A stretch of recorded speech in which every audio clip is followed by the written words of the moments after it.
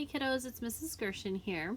This week we're going to be changing words from singular to plural, so from one to more than one.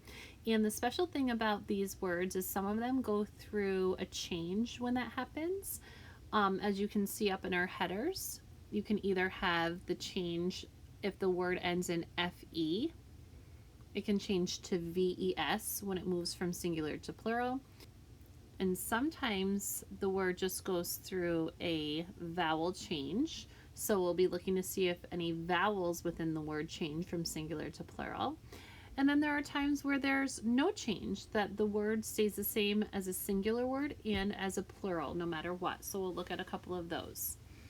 So for instance, if we're looking at words that end in FE, when they change from singular to plural, such as the word wife in wives, you can see this word ends in FE and changes to VES. So you're going to look for words that do the same.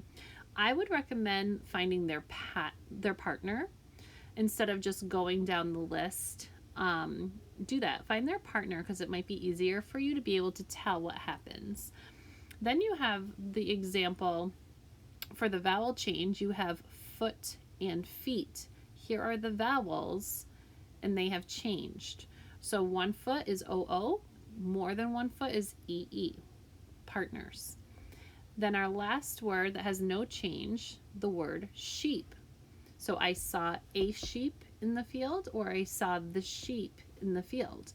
Doesn't matter, it stays exactly the same. There is no change in vowel, there is no FE on the end that we have to change to VES. Let me go ahead and read your words. We have wife, foot, lives, leaf, mouse, wolves, knives, tooth.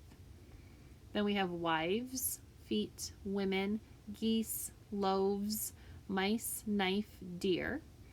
And then we have sheep, loaf, leaves, woman, life, goose, wolf, and teeth.